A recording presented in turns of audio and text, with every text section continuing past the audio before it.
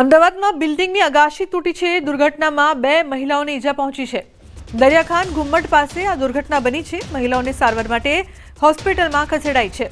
Fire વિભાગે કાટમાળ હટાવવાની કામગીરી કરી છે। તો મહત્વનું છે કે બિલ્ડિંગની બાલ્કની ધરાશાયી અમદાવાદની આ સમગ્ર ઘટના છે।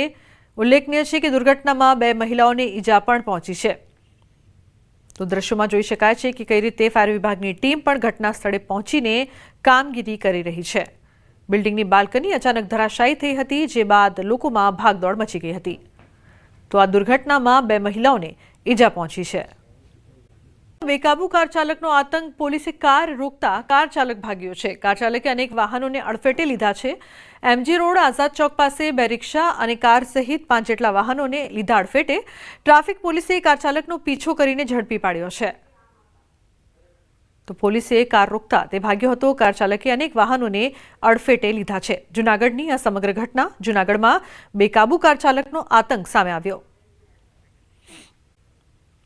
પંચમહાલના ઘોઘંબામાં કેમિકલ કંપનીમાં ગેસ લીકેજ। કંપનીના પ્લાન્ટમાંથી ધુમાડો નીકળતા દેખાયા।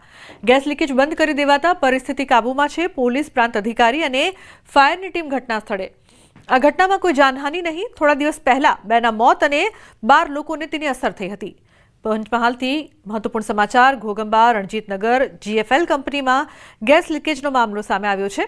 આજુબાજુના સ્થાનિકોએ કંપનીમાં વારંવાર ગેસ લીકેજની ઘટના અંગે આક્રોશ વ્યક્ત કર્યો છે। જીએફએલ કંપનીમાં તપાસ ચાલશે ત્યાં સુધી પ્રોડક્શન રહેશે બંધ, એવી ફેક્ટરી ઇન્સ્પેક્ટર દ્વારા ઉપસ્થિત રજૂઆતકર્તાઓ સમક્ષ જાહેરાત કરવામાં આવી છે। કંપનીના સીએફસીડી પ્લાન્ટમાં ગેસ લીકેજની ઘટના બની હતી।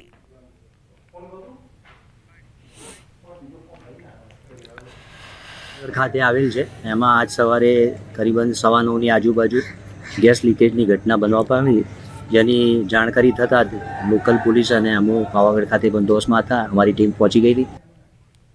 તો ગેસ લીકેજ બંધ થતાં પરિસ્થિતિ હાલ કાબૂમાં છે।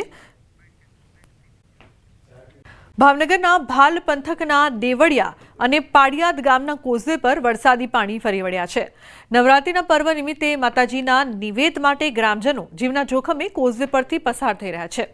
ધસમસતા પાણીના પ્રવાહ વચ્ચેથી ગ્રામજનો પસાર થતા નજરે પડ્યા તો નજીકમાં બની રહેલા બ્રિજનું કામ ચાલી રહ્યું હોવાથી સ્થાનિકોને ફરજિયાત આ કોઝવે પરથી પસાર થવા મજબૂર બન્યા છે। જોકે દુર્ઘટના સર્જાય તો જવાબદાર કોણ, તેને લઈને પણ સવાલ ઉઠી રહ્યા છે। ભાવનગર જિલ્લાના ભાલ પંથકમાં દેવળિયા અને પાડિયાદ ગામના કોઝવે ઉપર ફરી વળ્યા છે વરસાદના પાણી। હાલ નવરાત્રિનો તહેવાર હોવાથી માતાજીના નિવેદ કરવા માટે ગ્રામજનો જીવના જોખમે કોઝવે ઉપરથી પસાર થઈ રહ્યા છે। નાના છોકરાઓથી માંડીને બહેનો તેમજ પુરુષો પણ મોટી સંખ્યામાં ધસમસતા પ્રવાહની વચ્ચેથી પસાર થતા નજરે જોવા મળી રહ્યા છે। જોકે આ સમસ્યા વર્ષોથી છે। નજીકમાં જ બ્રિજનું કામ ચાલી રહ્યું છે, પરંતુ કામ પૂર્ણ થયું નહીં હોવાથી ગ્રામજનોને ફરજિયાત આ કોઝવે ઉપરથી પાણીની વચ્ચે પસાર થવું પડે છે। વિડીયોમાં જોઈ શકાય છે કે થોડી પણ જો ગફલત થાય તો ગામ લોકોનું જીવન પણ જોખમમાં મુકાઈ શકે છે।